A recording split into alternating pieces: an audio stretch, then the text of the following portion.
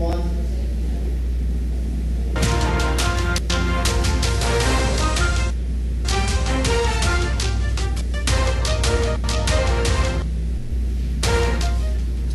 Magandang hapon, Pangasinan. Welcome sa Election Watch 2013. Ang mata ng publiko ngayong halalan at ako si DJ Maricar.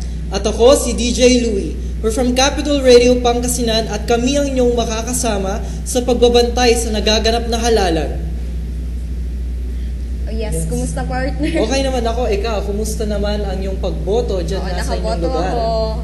Yun. At kahapon nga, kasi nga nag-anchor pa nga tayo dito hapon, di ba? And afternoon na nga akong nakabalik sa amin, sa Bugalyon. Tapos sobrang haba ng pila. Yun, at no-observe naman yung ko naman kasi gusto ko syempre i-exercise ang right to vote ko. Yun, doon naman sa lugar ninyo, na-observe naman ba yung peace and order? Oo, maayos naman kasi yun nga, kahit mahaba ang pila, yung mga tao, yung inaasam-asam nila na makaboto at kung sino man yung dapat nilang iluklok sa posisyon, tinitiis talaga nila na makaboto, yun nga. Pumila ng mahaba at makaboto. At andun din yung mga representatives ng COMELEC and of course yung mga BEIs natin. Yes, yun yung kagandahan nun kasi pinapahaba ng ating mga botante yung kanilang patience pagdating nga dito kasi mahaba yung mga pila. Siyempre, para naman may practice nila yung right to suffrage nila. Yun, pero sinasabi rin kahapon na kung sana may special lane sa mga senior citizens sana.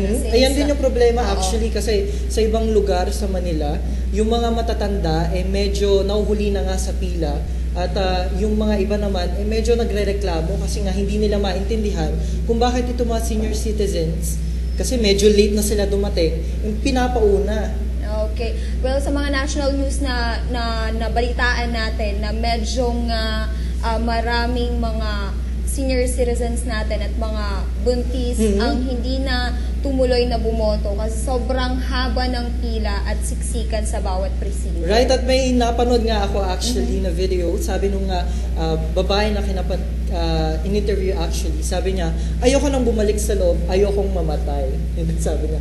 Kasi sobrang init sa loob ng presinto. Pero sa Manila yun, sinabi naman dito at kanina, na sa buong lalawigan ng Pangasinan nagkaroon naman daw ng mapayapang halalan. Yes, at yun na nga, nagkakaroon na nga ng canvassing at patuloy pa rin yung consolidating nitong ating mga election returns na itrinansmit na sa may COMELEC. At syempre, nandyan din yung mga kasama natin from PPCRV. Tapos, we also have from... yes, mga COMELEC representatives and yung mga watchers na rin ng bawat partido. Yes. Okay. At yun nga, here's an update sa ating gubernatorial race sa Pangasinan. Nangunguna pa rin si Amado Espino Jr. with 583,412 votes. At samantala ang Alaminos City Mayor naman na si Hernani Braganza na nakakuha ng 199,333. Yes, ito nga yung unofficial and partial results. And unofficial results. Galing nga yan sa COMELEC. Ayun nga. At susunod naman tayo. Jose Ferdi Kalimlim na may votes 483,948 at ang kanyang katunggalin niya si Arturo Lumibaw ay meron namang 201,841. Okay, at dumako naman tayo sa House of Representatives dyan sa 1st District. Yes, Jesus Celeste with 61,873. Samantalang si Leonida Pulido, 31,409. House of Representatives naman sa 2nd District, nangungunad na dyan si Paul Batawil, 102,193. At of course, si Kim Lukin, 37,293. At sa House of Representatives 3rd District naman, nag-iisa si Baby Arenas with votes 98,121. At sa 4th District naman, nandyan si Gina De Venecia na siyang naunguna with 143,779 at ang kanyang kalaban na si Celia Lim na may 24,255. Okay, sa 5th District naman, nangunguna na dyan si Kimi Kuwangko with 122,363 at of course, yung katunggalin niya na si Demetrio Demetria, 10,969. Sa 6th District naman, nandyan si Marlene Primicias Agabas with 96,381 votes.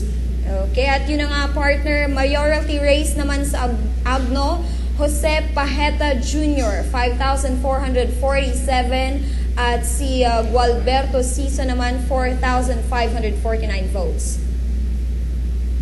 Sa May Aguilar naman, Eduardo Ballesteros with 7,751 votes. Tapos ang kalaban niyang sina Ricardo Evangelista with 7,548 at ang nahuli na si Zaldi Salvador with 351 votes. Sa Alaminos City naman, partner, medyo... Marami lang sila, 5. Correct, tama ka dyan. At mahigpit nga yung medyo labanan dito. Arthur Celeste, 9,367. Lian Braganza, 7,175. Chofilo Humilde Jr., 3,725. Cesar Manzano, 1,991. And of course, si John Natividad na nakakuha ng 48 votes. Pumunta naman tayo sa Anda. Nandiyan si Aldrin Cerdan with 4,275 votes. At si Alice Pulido with 4,265 votes. At si Joseph Carpo with 577 votes. Sa May Asinggan naman, Heidi Chua, 5,236. Eleanor Viray, 5,210. At kay Benny Robenyol, 2,439. Dumako naman tayo sa Bulungaw. Philip Peralta, 8,997. Herminie Gildo Marzan with 2,778 votes. At ito nga si Teofilo Bascos with 114 votes. Yes, tuloy-tuloy pa rin tayo sa pagbo-broadcast sa mayoralty race sa Bani, Pangasinan. Marcelo Navarro Jr., 3,414 at kay Gwen Yamamoto naman, 3,146 votes. Sa May Basista naman, Manolito De Leon with 2,517 votes. Raul de Guzman, 2,221 at si Joy Perez, 2,080 votes. Okay, basista naman tayo, partner. Amadeus Pino, 3,276 at si Dadoy Villanueva, 1,253. Inuulit natin, partner, sa Bautista, Pangasinan yun. At sa May Bayambang naman, nag-iisa siyang tumakbo, si Ricardo Camacho with 20,613 votes. Sigurado na ata to, no? Siyempre siya lang mag-isa. Oo. Okay? At yes, sa May Binalonan, Pangasinan naman, Ramon Guico III, 9,738. Renato Legaspi, 8,497 votes. At kay Ramon Gabot, 52 votes. Sa May Binmani naman, syempre kung saan ako nakatira, nauuna dyan si Simplicio Rosario with 21,001 votes at sumusunod si Lorenzo Cerezo with 20,053 votes. Medyo malapit ang kanilang labanan. Oo, at dumako naman tayo sa Bulinaw, Pangasinan. Arnold Celeste, 7,420 votes. Apin Cacho, 3,515 votes. Paul Tukay, 841 votes. Sa May Bugalyo naman, naunguna si Jumel Anthony Espino with 4,981 votes. Sumusunod si Rolando Magno with 2,436 at si Bernardo de Vera Sr. with 1,360 votes. Oo, partner, yun nga yun. Medyo nangunguna yung anak ni Governor Espino na si Jumel sa municipality naman namin. Okay? Sa Burgos naman tayo, partner, Alberto Giang Jr., 3,388 votes. Domingo Doctor Jr., 2,395 votes. At kay Gerardo Rosete, 1,873 votes. Sa May Bandang Kalasyaw naman, Mark Roy Macanlalay with 19,084 votes. Susunod naman dyan si Wilson De Vera with 10,862 at si Rogelio Danoli with 4,858 votes. Sa Dagupan City naman, partner, at medyo nagkakaroon nga ng sinasabing may mga issue dito, no? Okay, mayoralty race sa Dagupan City, Belen Fernandez, 43,839 votes. At kay Benjamin naman, medyo umagwo ang tawag dun. o lumaki na yung Oo, agwat. mahigit 3,000 na yung Correct. agwat. 39,735 naman para kay Benjeline. Sa may Dasol naman, Noel Nakara with 7,769 votes at si Eric Verzosa with 6,471. Infanta partner, Val Malyare, 970 votes. Virgilio Valyarte, 791 votes. At kay Tex Mestica, 17 votes. Diyan naman sa may Labrador, Ricardo Camacho, 7,160. Dominador Arenas with 5,132 votes. At si Edwin Velasquez na may 405 votes. Sa may Lawak, Pangasinan naman partner, nag-iisa lang siyang kandidato. Silverio Alarcio, 9,462 votes. Dito sa may Lingayen, Day Castañeda, 21,491. Von Mark Mendoza, 8,550. At Edith Halare, 8,366. Sa bayan naman ng Mabini, Carlitos Reyes, 8,912. At samantalang kanyang katunggali na si Loreto Obise, 875 votes. Sa may Malasiki naman, Felicita Soriano na may 4,591 votes at ang kalaban niyang sina Armando Mantay na may 4,531 at itong si Ebong Di Guzman na may 765 votes. Alright, manawag naman tayo. Kim Amador, 13,464. Angie Salas, 11,157 votes. And of course, si Jeremy Rosario, 5,839 votes. Sa may Mangaldan naman, we have Bona de Vera, 21,716 votes. At ang kanyang kalaban na sila Berex Abalos na may 16,250 at si Presi Garcia na may 906 votes. Bayan naman ng mga tarang partner, Teodoro Cruz, 9,981 votes. Alma Banyaga, 7,576 votes. At kay Cristina Cruz, 2,488 votes. Magpatuloy tayo sa Mapandan. We have Maximo Kalimlim Jr. na may 5,513 votes. At ito ngang si Jojo Kalimlim na may 4,013 votes. Sa bayan naman ng Binalona, nangunguna na si Ramon Gueco III, 9,376 votes. Renato Legaspi, 8,230. At of course, kay Ramon Gabot na may 47 votes. Pumunta naman tayo sa Natividad. We have Kokoy Rafael with 3,205 votes. Alejandra Supnet, 1,690. Rowena Saragosa, 1,118. At si Manny Valdez with 575 votes. At sa bayan ng Pusurubio partner, medyo wala pa ata tayong nakukuhang result dyan. At mamaya, itry natin kunin kung nakapatuloy pa rin yung nangyayaring canvassing na pagbibilang. At yung transmission red partner. Samantala, dumako naman tayo sa Rosales. Nangunguna si Susan Rosales with 10,304 votes. Patricia Revita, 4,494 votes. And kay Jojo Pahela, 2,073 votes. Sa may San Carlos City naman, Julier Resuelo with 17,280. Douglas Soriano with 7,745, June Posadas with 1,145, at si Romeo Cayabyab na may 138 votes. San Fabian naman partner, Constante Agbayani, 17,060, at kay Irene Libunao with 11,200 votes. At nag-iisang tumatakbo sa may San Jacinto, Robert De Vera, 5,889 votes. Yes, sa may San Manuel naman partner, Elaine Jericho Perez, 14,885. At ang katunggali naman niyang si Eduardo Lopez, 5,551 votes. At sa may San Nicolas, we also have Rebecca Saldivar with 6,929 votes. Raymond Vrabo with 4,453 at si Raymond Prestoza na may 2,011 votes.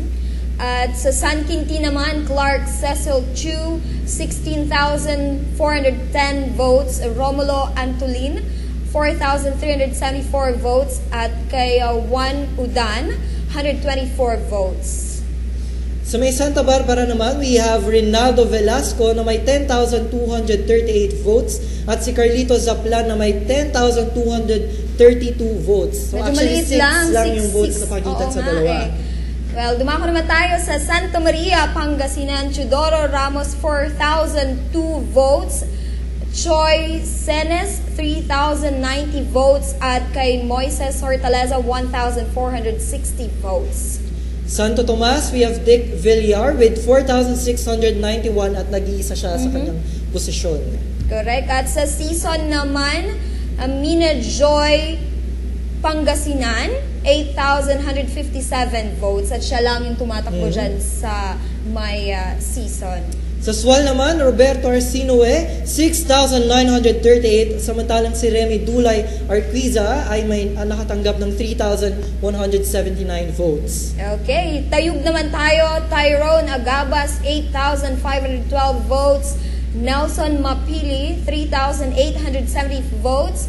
Madeline Ramirez, 2,383 votes. At kay Pengkoy de Dios na may 252 votes.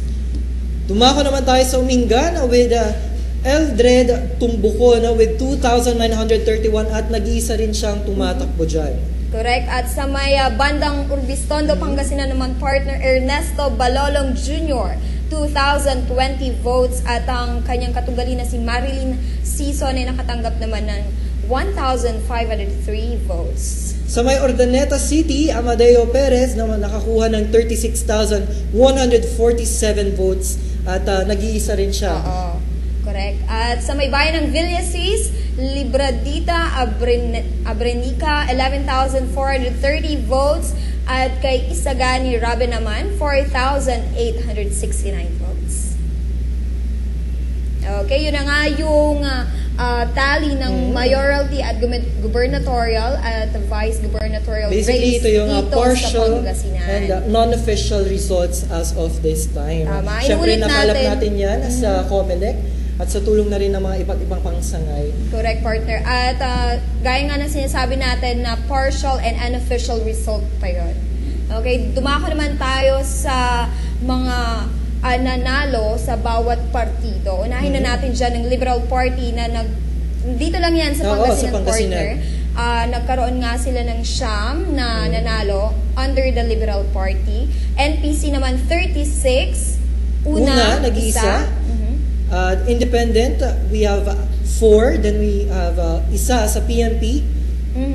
Sa Lakas, isa rin. Biskog, isa. At NP, tatlo. Yun yung tally ng mga nanalo sa bawat partido na comprise na yon ng gubernatorial, vice gubernatorial at mga congressman ng bawat distrito. Siyempre, bibigyan ulit namin kayo ng updates patungkol nga dito sa nangyayaring bilangan. Siyempre, magbabago pa yung mga hinahayag namin kanina.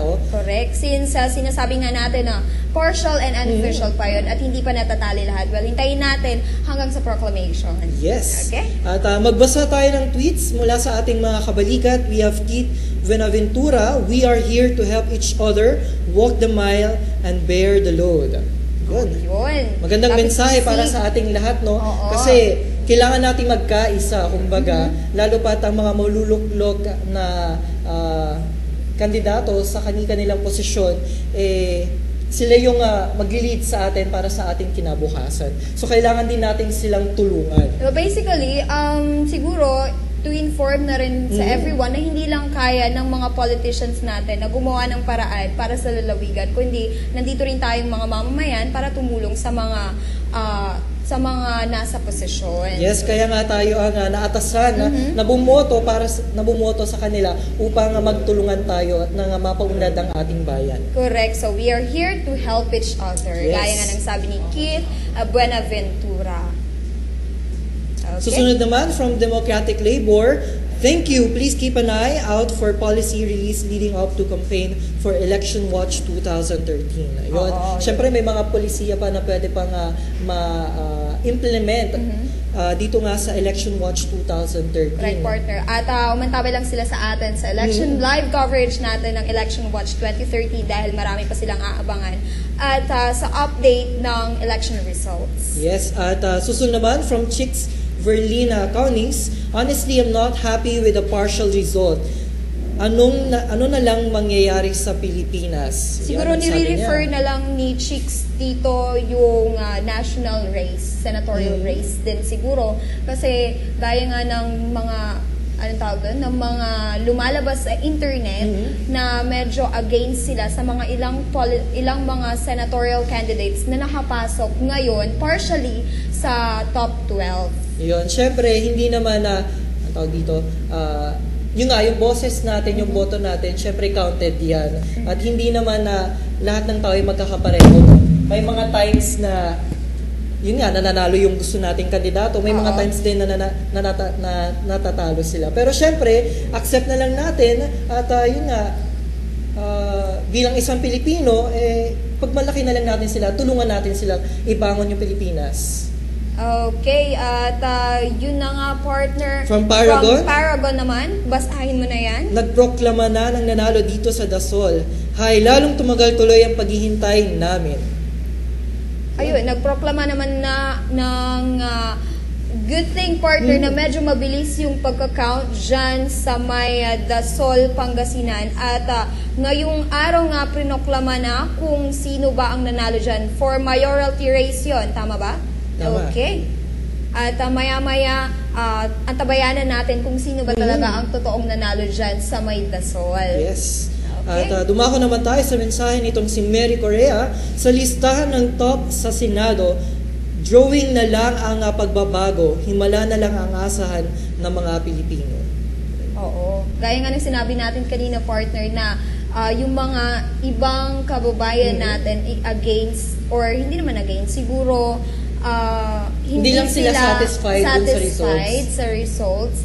Since may mga candidates sila na gustong ipasok sa top 12, may mga candidates din na pwede sanang maalis doon. At mostly kasi doon sa mga nakapasok dito nga sa Magic 12, medyo controversial. Oo. Pangalanan natin yung ilan.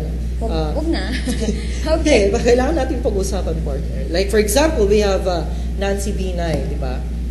At sinasabi nila na yung kanyang pagkapanalo ay dahil nga sa pangalan ng kanyang ama.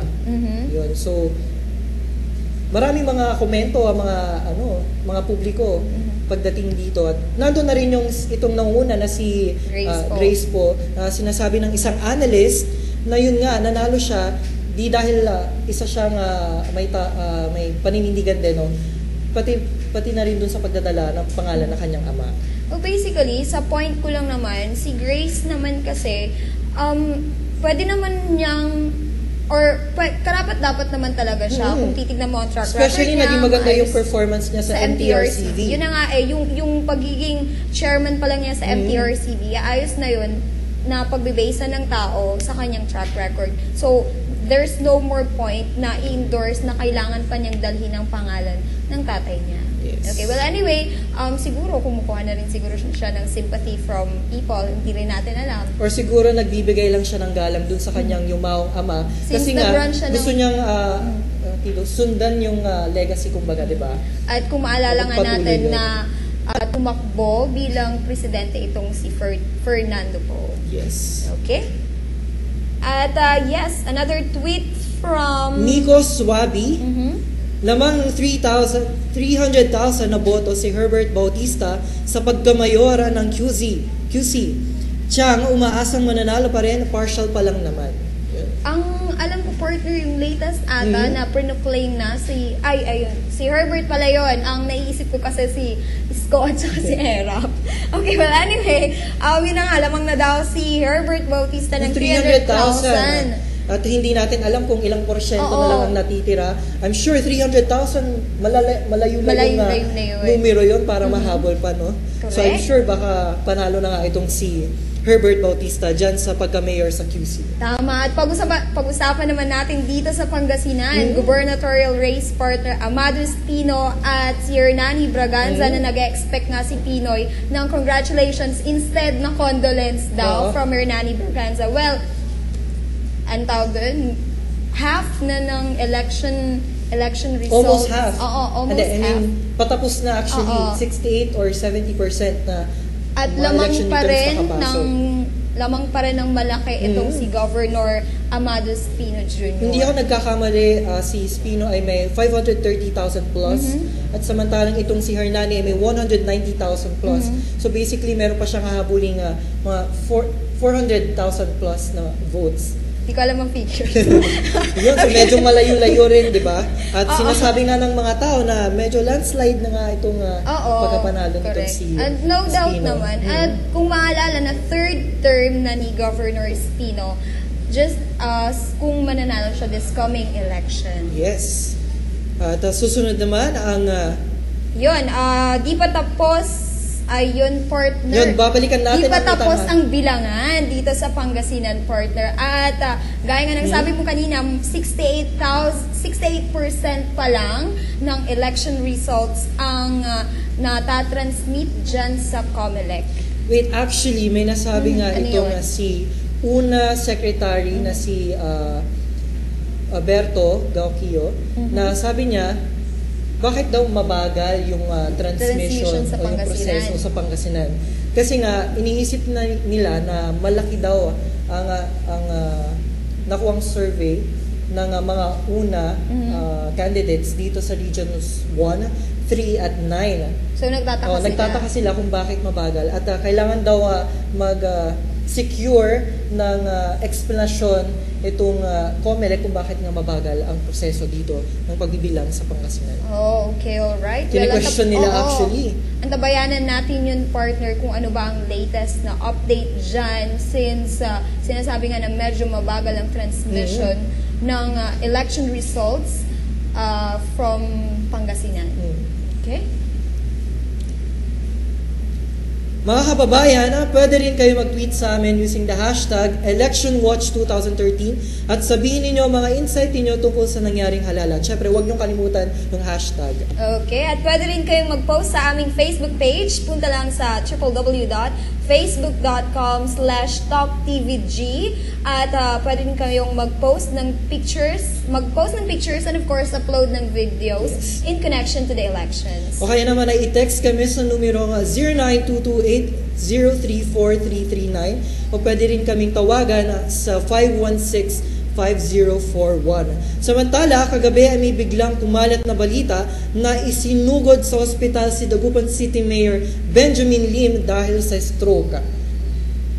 At may mga kumalat ng mga text na nagsasabing patay na raw itong si Lim. Kaugnay naman yan ay naglabas ng official statement si Brian Lim sa Di Dagupan Dream, ang Facebook page ng Dagupan City. At ayon nga dun sa kanyang liha, "My dear citymate," sabi niya, "I wish to clarify news and wild reports regarding the reported death of my father, Mayor Benji Lim, by a local weekly paper which has consistently maligned and attacked my father since 2001 after he first won the mayoralty race against the owner and publisher of that paper who lost in that race. There is no truth to those reports. Due to demands of the political campaign, Mayor Lim forgot to take his diabetes medication and his blood sugar shot up and suffered a stroke. He was eventually brought to a local hospital to get proper medical treatment. Thankfully, his condition was stabilized and he was transferred to a Manila hospital for further treatment. I appeal to our political opponents and their supporters to observe some sense of decency and propriety regarding the mayor's condition. The election is over and let's get rid of the venom of mudslinging, especially in this most difficult and challenging times for our family. Sabi pa niya dito, I call on our supporters and well-meaning Dagupeños to remain calm and steadfast. I thank you for the mandate you have bestowed upon me and for the continuing support, love, and care for our city mayor. Let us all continue to pray for his speedy recovery. God bless Dagupan. Sincerely, Brian Lim. Yun nga, galing sa kanyang anak na si Brian Lim.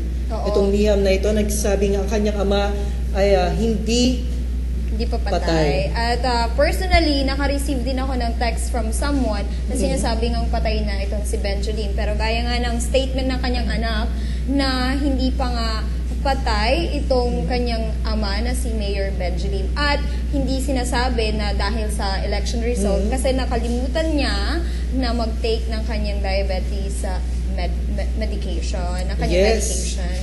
Tsaka yun sinabi dito na ayaw naman nating pasalingan yung kabilang panig, no? Kasi gusto rin nating kunin kung ano yung maaari nilang sabihin dito. At pero sinasabi ng kampo nitong si Benjamin Lim in behalf of ni Brian Lim, in behalf of his father, na ang paninirang ito ay gawa daw ng isang dyaryo na pinapatakbo ng kanyang kalaban.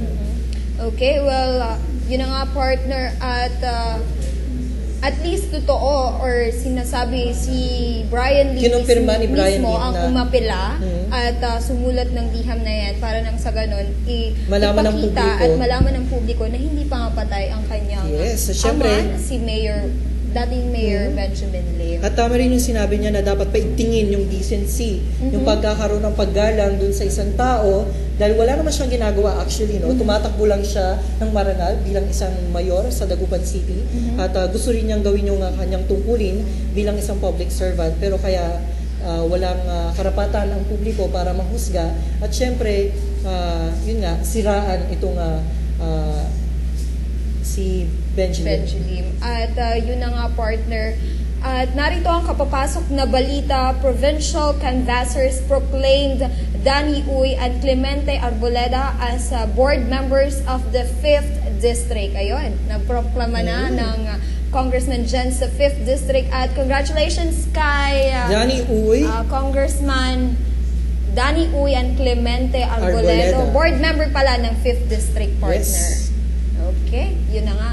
At medyo napapabilis na rin siguro ng konti ang pag-transmit at pag-canvass ng mga election results dito sa Pangasinan. At ang sa ganon, malaman na natin the whole or mali natin later tonight or tomorrow na may iproproclaim ng mga iba't ibang mayors sa bawat municipality and of course yung provincial positions din. Samantala naman sa senatorial race naman, sinabi nitong si Sixto Villates na asahan daw may proklama yung mga nanalo by Wednesday night at 7 p.m.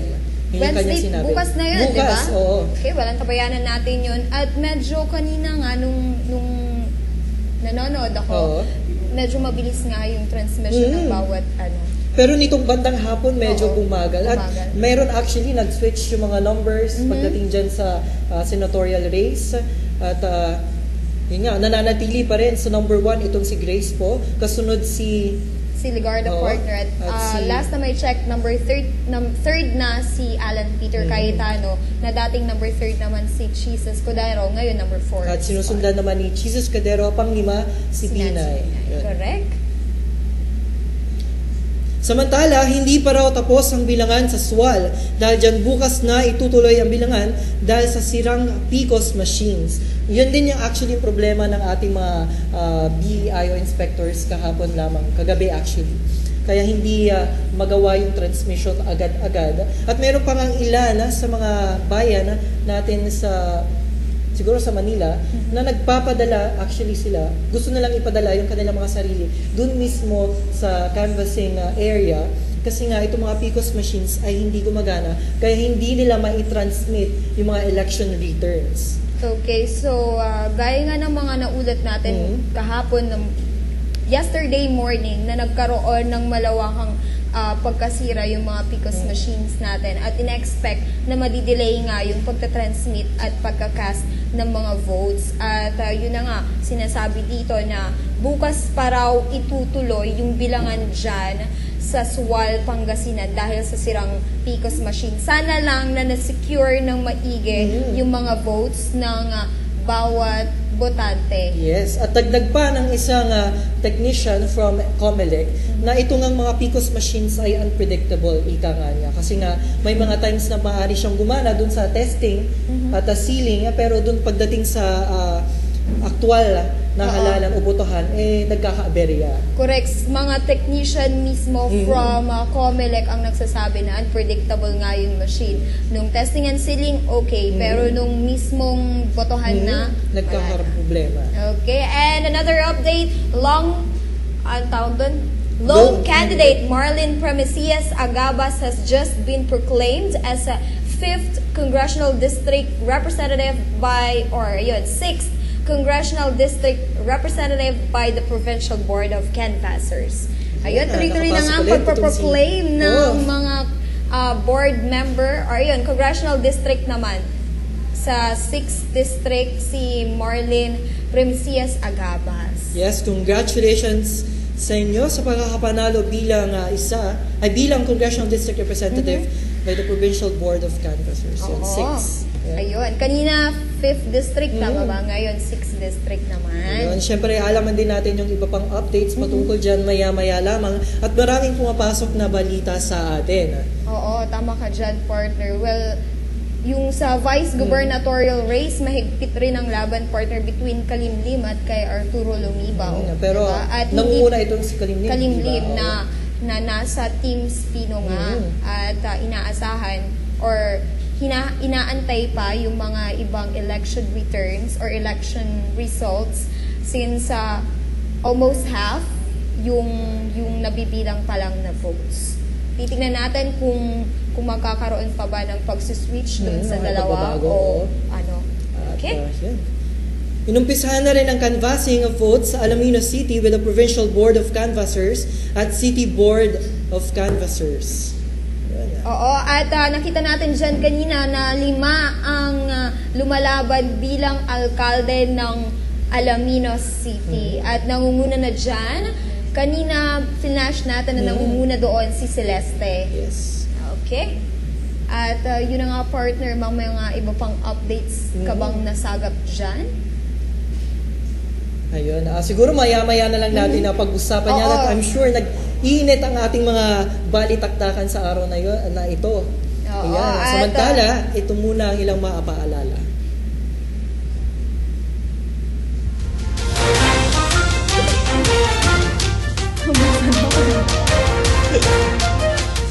Elections 2013. I believe that it is a great revolutionary time for electoral process.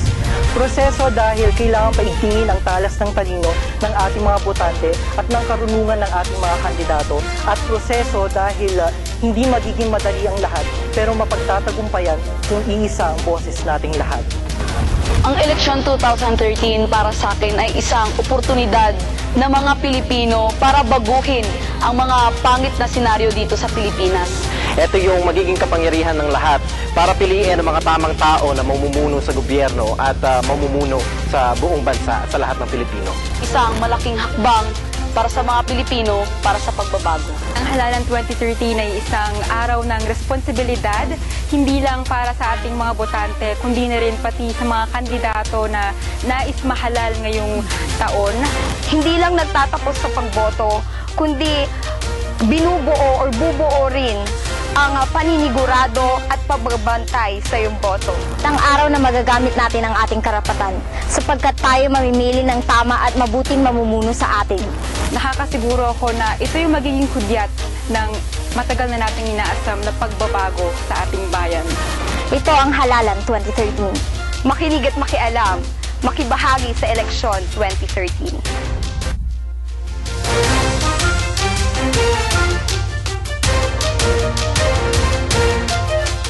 Basically, isang malaking kabahagi ang Election Watch 2013. Matapang na pagbabalita, pagkuha ng tamang impormasyon, and of course, yung pakikibahagi ng mga aktibong mamamayan. Makikita natin dito kung ano-ano nga ba yung mga mangyayari at magaganap pa sa eleksyon. At sisiguraduhin natin dito na walang bias at pandaraya na mangyayari. Ito ang magiging mata natin dito sa Pangasinan sa mga mangyayaring kaganapan sa Halalan 2013. Ang Election Watch 2013 ay magiging suplemento sa kapangyarihan ng bawat Pangasinense na bumoto. At ito rin yung tutulong sa kanila na malaman at mabantayan ang kanilang mga boto sa darating na Lunes. Election Watch 2013, hindi lamang handa o may alam. Isang ekstensyon ng paningin ng mga Pilipino.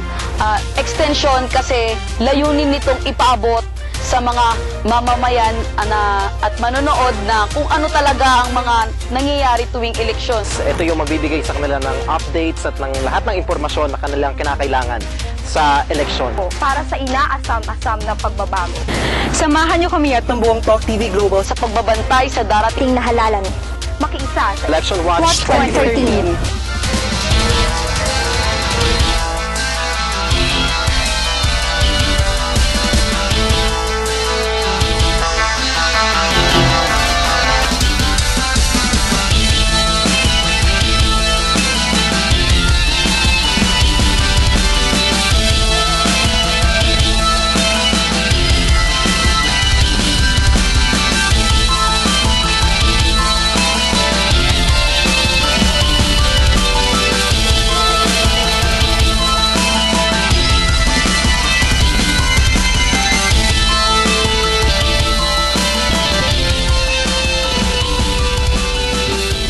Malaking usapin ngayon ang political dynasty. Ito ay binubuo ng mga magkakamag-anak na may posisyon sa gobyerno. Iboboto nga ba ng mga kabataan ang mga kumakandidatong masasabing nagtatayo ng dinastiya sa gobyerno? Para sa akin hindi. Kasi para baka magaya dun sa Maguindanao, yung governor, mayor, magkamamag-anak na ngayon. Ang kalalabasan nun, yung parang hawak na nila yung probinsya o bayan, pag ganun. For me, hindi. Kasi parang inaangkin na nila yung bayan natin. For example, for example, si Pinoy, tapos yung kasunod niya si Papakino. Parang para sa akin, hindi. Kasi para sa akin, dapat isa lang yung manungkulan. So, for me, hindi. Kasi yung political dynasties, yung pagpapasa-pasa ng trono nila. Paano yung pag-corrupt na nga yung pamilyang yun, tapos ipapasa pa nila yung trono nila. Hindi corrupt to corrupt to corrupt to corrupt. Walang hanggang katapusan. Walang katapusan yung corruption na magaganap. Para sa akin, pag buboto ko, hindi ako buboto ng political dynasty kasi dapat give chance to other. Paano natin malalaman na yung namumuno, yung kanyang pangako, yung kanyang panata, kung hindi natin susubukan na iboto yung iba? Depende sa pamamalakad ng isang politiko sa kanyang nasasakupan. Hindi ko iboboto ang mga kandidatong magkakamag-anak. Bakit? Para may tingin na ang political dynasty sa Pilipinas. Ito ang boses ng kabataan. Cyril Tahanlangit, Kabataan para sa Halalan. Habang palapit ng palapit ang eleksyon, kaliwat kanan naman ang batuhan ng mga kandidato ng iba't ibang issue sa bawat isa. Iboboto kaya ng mga kabataan ang mga kandidatong nakikipagbatuhan ng issue sa kanyang kalaban? Hindi kasi kahit walang kwentang issue, pinapatulan nila.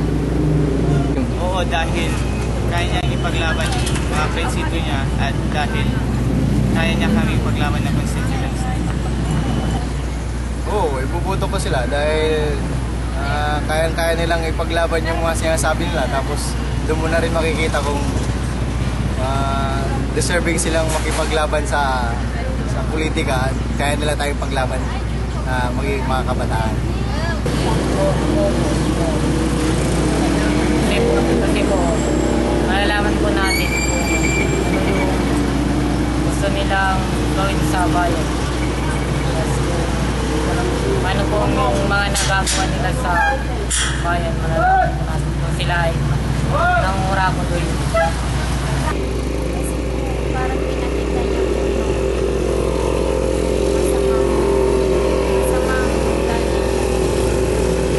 Ito ang boses ng kabataan.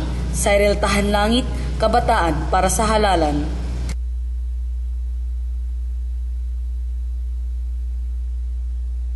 Ato ang hindi marunong sumunod sa mga ito. Iboboto kaya ng mga kabataan ang mga kandidatong hindi sumusunod sa Fair Election Act? Hindi, kasi kung sa simula pa lang, mali na yung ginagawa nila, paano pa kaya kung sila na yung nakaupo sa termino? Para sa akin, hindi ko iboboto kasi syempre alam na nga nila na may batas na kailangan sundin, ginagawa pa rin nila yung mali. Hindi po sila iboboto kasi doon pa lang hindi na sila sumusunod. Kaya yun, malabo po na iboto sila. Hindi po iboboto. Dahil po sa hindi po pagsunod. Makikita mo na hindi po sila serving sa posisyon nila. Ito ang boses ng kabataan, Cyril Tahanlangit Kabataan para sa Halalan.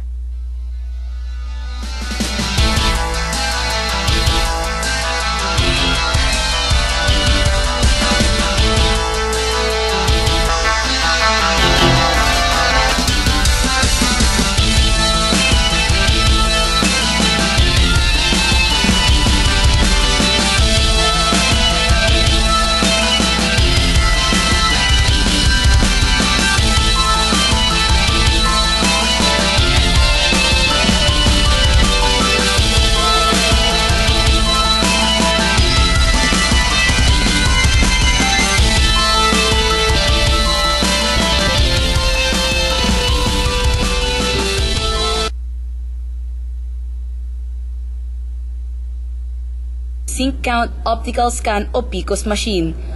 May mga PCOS machine umano na hindi gumagana ng maayos. Ngunit may mga ilan namang nagsabi na wala namang problema sa kanilang PCOS machine. So far, wala namang mga glitches, wala namang mga problems na na-encounter namin. Magiging epektibo kaya ang mga PCOS machine sa darating na eleksyon? Para sa akin, effective ang paggamit ng PCOS machine ngayong election. Kasi, in the first place, mas mapapabilis yung pagbilang ng boto and mas maiiwasan yung pangdadaya sa botohan, sa pagbilang ng boto. Kasi kapag tao na nagbibilang, may tendency na baka magkamali. Pero kapag sa PCOS or sa machine, which is gumagamit ng artificial intelligence, talagang masasabi mo na accurate yung pagbilang ng boto. Hindi siya effective kasi marami pa rin Pilipino ngayon na hindi marunong magbasa at magsulat. So parang mas maraming natatakot ang gumamit ng PCOS machine, kaya mas maraming hindi nila bumoboto. Para sa akin, approve ako sa PCOS machine. Kasi talagang mas napapabilis niya ang pagbilang ng mga boto. Although, meron tayong mga naririnig na haka-haka na merong mga pwede ng pangontra, mga jammer, mga ganon. Alam ko naman pinaghahandaan yun ng gobyerno. May mga team na expert, IT expert na pinaghandaan. Hindi, kasi di ba, high-tech na yung ginagamit natin sa eleksyon. So, may possibility na, malaki yung possibility na magiging high-tech na rin ang pandaraya. Marami silang pwedeng gawin upang madaya yung mga boto ng mga Pilipino. Para sa akin, mas effective siya kasi at least doon, alam natin na wala talagang daya, mas maiiwasan yung mga parang komplikasyon sa botohan. Ito ang boses ng kabataan, Cyril Tahanlangit Kabataan para sa Halalan. Ngayong nalalapit na eleksyon, talamak ang vote buying sa bansa. Makatutulong ba ang pagpapatupad ng money ban sa pagbabawas ng vote buying? Yung sa sinasabi nilang money ban, hindi yun makakabawas kasi pwede namang yung parang yung isang tao kumuha ay parang ng humiram sa ibang tao na siyang maglabas ng yun. Tapos hiram na naman sa iba. Parang sa tingin ko hindi yun makakabawas dahil sa ganun nga. Malaking tulong yung pagbaband ng money dahil nga para di masulsulan yung mga botante. Kaso nga lang dapat hindi lang money ban kasi minsan may mga kandidato ring material lang binibigay. Para sa akin hindi. Kasi dapat hindi nila dapat limitahan yung pera ng isang mamayan kasi pera ko yon, sarili yon. It's personal property for me. Para po sa akin, wala na pong kwenta yung money ban kasi may mga ibang politiko na nakapagpalabas na ng pera bago pa mag-umpisa yung election, yung campaign. For me, wala na siyang kwenta yung money ban kasi masyado nang late kasi malapit na rin naman yung election. Tapos mostly sa mga politician ngayon is campaign period is napaghandaan na nila itong ilabas. So, masyado na sigurong late yung money ban, so wala na rin siyang magiging epekto sa paglaganap ng sa pera sa election. Ito ang boses ng kabataan. Rica Sibilia, Kabataan, para sa Halalan. Talamak pa rin sa ating bansa ang pagbili ng boto o mas vote buying. Alam natin ito'y mahigpit na ipinagbabawal, ngunit marami pa rin sa atin ang nahuhumaling sa pera, dala na rin ng kahirapan. Sa iba nga'y normal na ang ganitong senaryo at sila pa nga mismo ang lumalapit sa mga kandidato upang humingi ng salapi. Sinasamantala nilang magkapera sa ganitong pamamaraan sa panahon ng eleksyon. Iboboto nga ba ng mga kabataan ang mga kumakandidatong alam nilang nagbibigay ng pera para manalo? Palagay ko hindi kasi mali na yung ginawa niya, saka mas lalong babagsak ang ekonomiya ng Pilipinas. At sa ganun na pamamaraan, mas lalong pinapababa nila ang moralidad ng mga tao. Habang may nagbibigay ng pera sa mga kabataan, mas lalong nainganyo yung mga tao na gumawa ng masama at mas lalong lalaki ang kandidato na gagawa ng ganun. Parang tinatapakan na rin nila ang ating mga pagkatao. Parang pinabayaran lang tayo para kunin yung kung anong gusto nila sa atin. Pagkatapos nila makakalimutan na nila tayo. So dapat hindi natin ibuto yung mga ganong tao. Hindi naman nadadala sa pagbibigay ng pera. Hindi naman siya makuha sa lagay-lagay. Kung paano mo patapuhin yung pinangako mo na mga propaganda. Siyempre depende kasi may mga kandidato na kahit hindi magbigay, talagang iboboto ko. Para sa akin na first timer. Tapos, syempre kahit na magbigay ng marami yan, kung hindi naman niya deserve pag iboboto. Hindi kasi kung may tiwala sila sa sarili ko. Ito ang boses ng kabataan. Cyril Tahanlangit, Kabataan, para sa Halalan.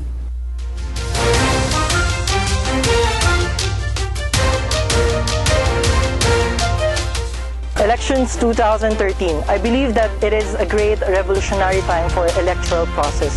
Proseso dahil kailangan paigtingin ang talas ng talino ng ating mga botante at ng karunungan ng ating mga kandidato. At proseso dahil hindi magiging madali ang lahat, pero mapagtatagumpayan kung iisa ang boses nating lahat. Ang eleksyon 2013 para sa akin ay isang oportunidad ng mga Pilipino para baguhin ang mga pangit na senaryo dito sa Pilipinas. Ito yung magiging kapangyarihan ng lahat para piliin ang mga tamang tao na mamumuno sa gobyerno at mamumuno sa buong bansa at sa lahat ng Pilipino. Isang malaking hakbang para sa mga Pilipino para sa pagbabago. Ang Halalan 2013 ay isang araw ng responsibilidad, hindi lang para sa ating mga botante, kundi na rin pati sa mga kandidato na nais mahalal ngayong taon.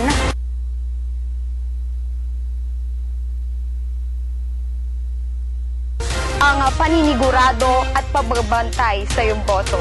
Ang araw na magagamit natin ang ating karapatan sapagkat tayo mamimili ng tama at mabuting mamumuno sa atin.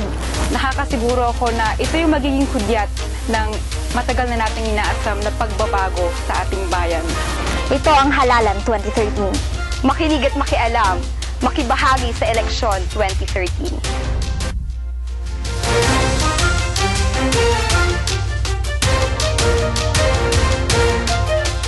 Basically, isang malaking kabahagi ang Election Watch 2013.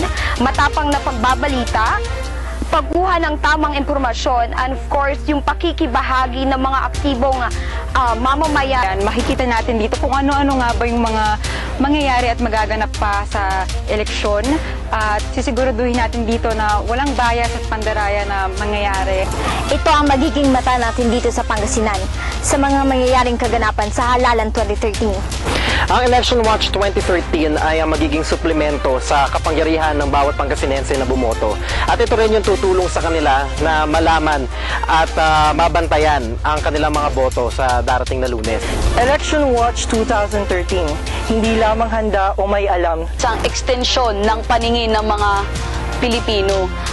Extension kasi layunin nitong ipaabot sa mga mamamayan at manonood na kung ano talaga ang mga nangyayari tuwing eleksyon. Ito yung magbibigay sa kanila ng updates at ng lahat ng impormasyon na kanilang kinakailangan sa eleksyon. Para sa inaasam-asam na pagbabago. Samahan niyo kami at ng buong Talk TV Global sa pagbabantay sa darating na halalan. Makiisa sa Election Watch 2013. Maraming rules and regulations ang Commission on Elections ngayon at marami ring kandidato ang hindi marunong sumunod sa mga ito. Iboboto kaya ng mga kabataan ang mga kandidatong hindi sumusunod sa Fair Election Act? Hindi, kasi kung sa simula pa lang, mali na yung ginagawa nila, paano pa kaya kung sila na yung nakaupo sa termino? Para sa akin, hindi ko iboboto kasi syempre, alam na nga nila na may batas na kailangan sundin. Ginagawa pa rin nila yung mali. Hindi po sila iboboto kasi doon pa lang, hindi na sila sumusunod. Kaya yun, malabo po na iboto sila. Hindi po iboboto. Dahil po sa hindi po pagsunod, makikita mo na hindi po sila serving sa posisyon nila. Ito ang boses ng kabataan, Cyril Tahanlangit Kabataan para sa halalan. Samut-saring problema ang nababalitaan tungkol sa mga precinct count, optical scan o PCOS machine. May mga PCOS machine umano na hindi gumagana ng maayos. Ngunit may mga ilan namang nagsabi na wala namang problema sa kanilang PCOS machine. So far, wala namang mga breaches, wala namang mga problems na na-encounter namin. Magiging epektibo kaya ang mga PCOS machine sa darating na eleksyon? Para sa akin, effective ang paggamit ng PCOS machine ngayong election. Kasi, in the first place, mas mapapabilis yung pagbilang ng boto and mas maiiwasan yung pangdadaya sa botohan, sa pagbilang ng boto. Kasi kapag tao na nagbibilang, may tendency na baka magkamali. Pero kapag sa PCOS or sa machine, which is gumagamit ng artificial intelligence, talagang masasabi mo na accurate yung pagbilang ng boto. Hindi siya effective kasi marami pa rin Pilipino ngayon na hindi marunong magbasa at magsulat. So parang mas marami natatakot ang gumamit ng PCOS machine. Kaya mas maraming hindi nila bumoboto. Para sa akin, approve ako sa PCOS machine. Kasi talagang mas napapabilis niya ang pagbilang ng mga boto. Although, meron tayong mga naririnig na haka-haka na merong mga pwede ng pangontra, mga jammer, mga ganon. Alam ko naman pinaghahandaan yun ng gobyerno. May mga team na expert, IT expert na pinaghandaan. Hindi, kasi di ba, high-tech na yung ginagamit natin sa eleksyon. So, may possibility na, malaki yung possibility na magiging high-tech na rin ang pandaraya. Marami silang pwedeng gawin upang madaya yung mga boto ng mga Pilipino. Para sa akin, mas effective siya kasi at least doon, alam natin na wala talagang daya, mas maiiwasan yung mga parang komplikasyon sa botohan. Ito ang boses ng kabataan, Cyril Tahanlangit Kabataan para sa halalan. Talamak pa rin sa ating bansa ang pagbili ng boto o mas kilala sa tawag na vote buying. Alam natin ito'y mahigpit na ipinagbabawal, ngunit marami pa rin sa atin ang nahuhumaling sa pera, dala na rin ng kahirapan. Sa iba nga'y normal na ang ganitong senaryo at sila pa nga mismo ang lumalapit sa mga kandidato upang humingi ng salapi. Sinasamantala nilang magkapera sa ganitong pamamaraan sa panahon ng eleksyon. Iboboto nga ba ng mga kabataan ang mga kumakandidatong alam nilang nagbibigay ng pera para manalo? Palagay ko hindi kasi mali na yung ginawa niya, saka mas lalong babagsak ang ekonomiya ng Pilipinas. At sa ganun na pamamaraan, mas lalong pinapababa nila ang moralidad ng mga tao. Habang may nagbibigay ng pera sa mga kabataan, mas lalong naingganyo yung mga tao na gumawa ng masama at mas lalong dadami ang kandidato na gagawa ng ganun. Parang tinatapakan na rin nila ang ating mga pagkatao. parang binabayaran lang tayo para kunin yung kung anong gusto nila sa atin. Pagkatapos na makakalimutan na nila tayo. So, dapat hindi natin ibuto yung mga ganong tao.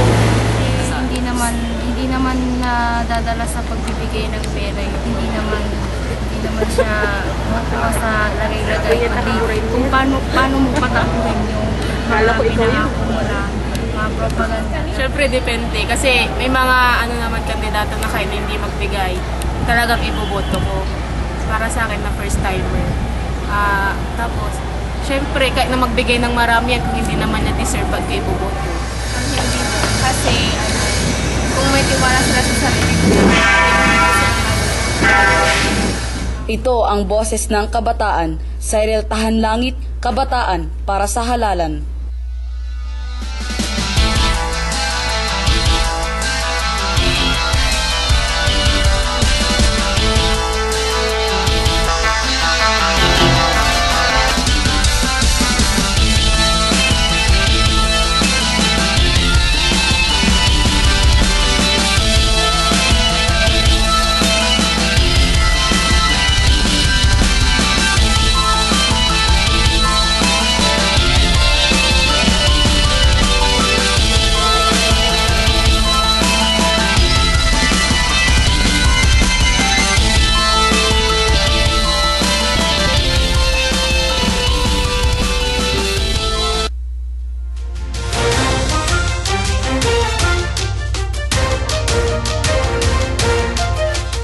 Elections 2013, I believe that it is a great revolutionary time for electoral process.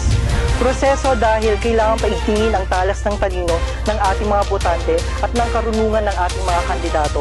At proseso dahil hindi magiging madali ang lahat, pero mapagtatagumpayan kung iisa ang boses nating lahat.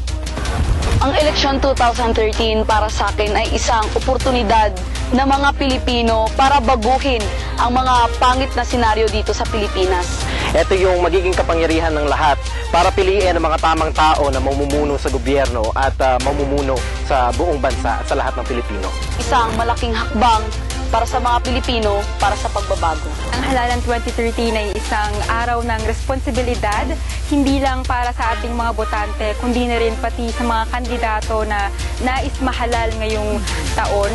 Hindi lang nagtatapos sa pagboto, kundi binubuo or bubuo rin ang paninigurado at pagbabantay sa iyong boto. Ang araw na magagamit natin ang ating karapatan sapagkat tayo mamimili ng tama at mabuting mamumuno sa atin.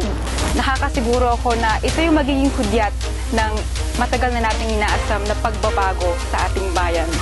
Ito ang Halalan 2013. Makinig at makialam, makibahagi sa eleksyon 2013.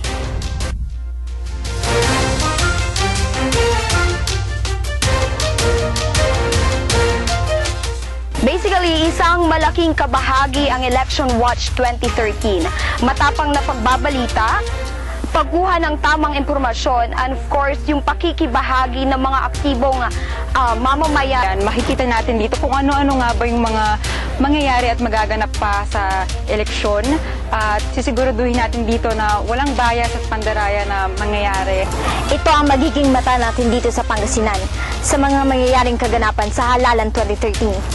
Ang Election Watch 2013 ay ang magiging suplemento sa kapangyarihan ng bawat Pangasinense na bumoto. At ito rin yung tutulong sa kanila na malaman at mabantayan ang kanilang mga boto sa darating na Lunes. Election Watch 2013, hindi lamang handa o may alam. Isang ekstensyon ng paningin ng mga Pilipino. Extension kasi layunin nitong ipaabot sa mga mamamayan at manonood na kung ano talaga ang mga nangyayari tuwing eleksyon. Ito yung magbibigay sa kanila ng updates at ng lahat ng impormasyon na kanilang kinakailangan sa eleksyon. Para sa inaasam-asam na pagbabago. Samahan niyo kami at ng buong Talk TV Global sa pagbabantay sa darating na halalan. Makiisa sa Election Watch 2013.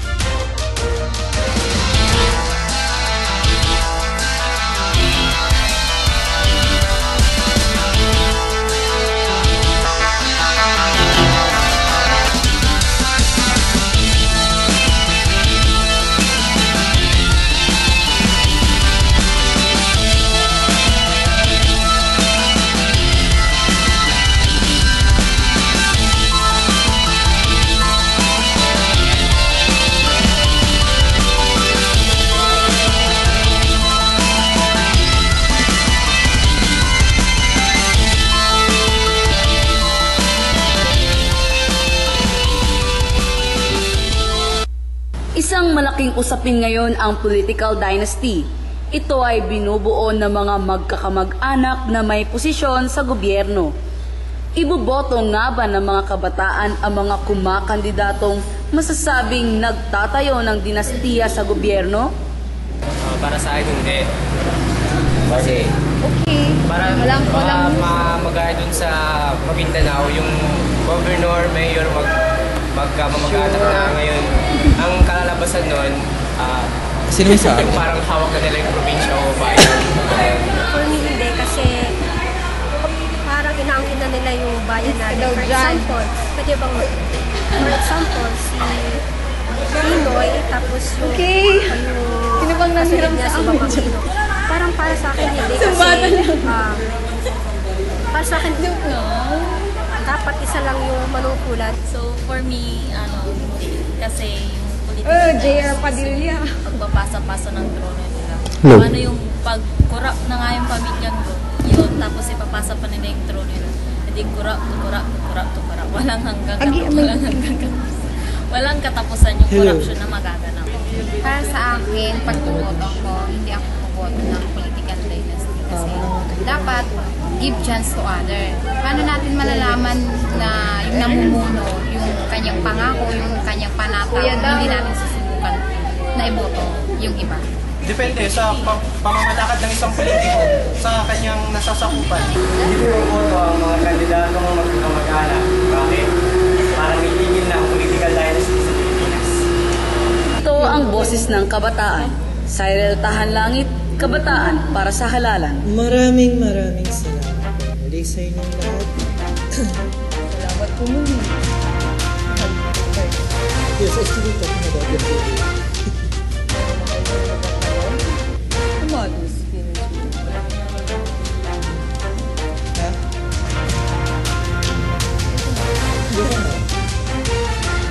Ayaw nga naman.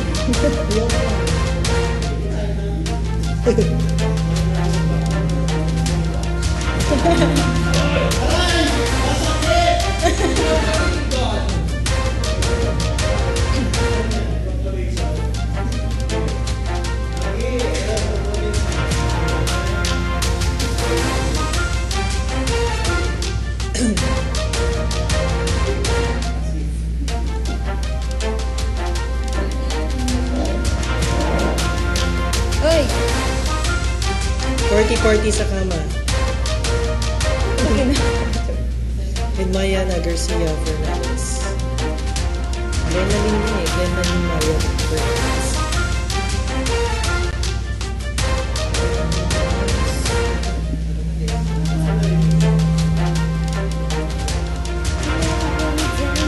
Never gonna dance. Part 2. Bakit? Alive tayo.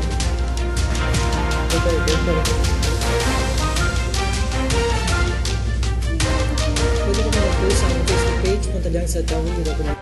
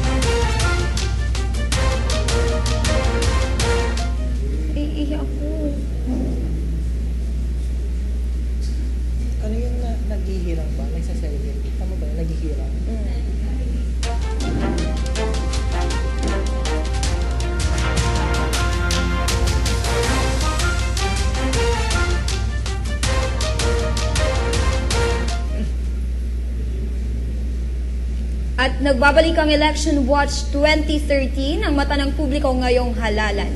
Meron ulit tayong updates tungkol sa bilangan. Natapos ng araw ang bilangan ng mga botong nanggaling sa Alaminos City. Sa ngayon ay inumpisahan naman ang pagbilang ng mga botong galing sa Infanta.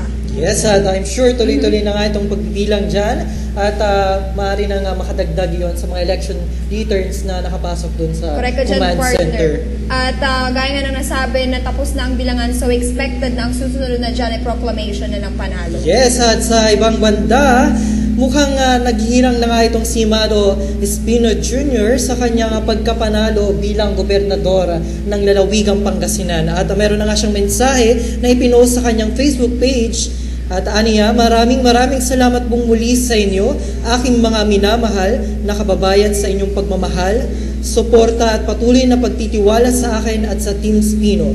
Ako at ang aking pong pamilya ay taus-pusong nagpapasalamat sa inyo sa inyong napakainit na pagmamahal.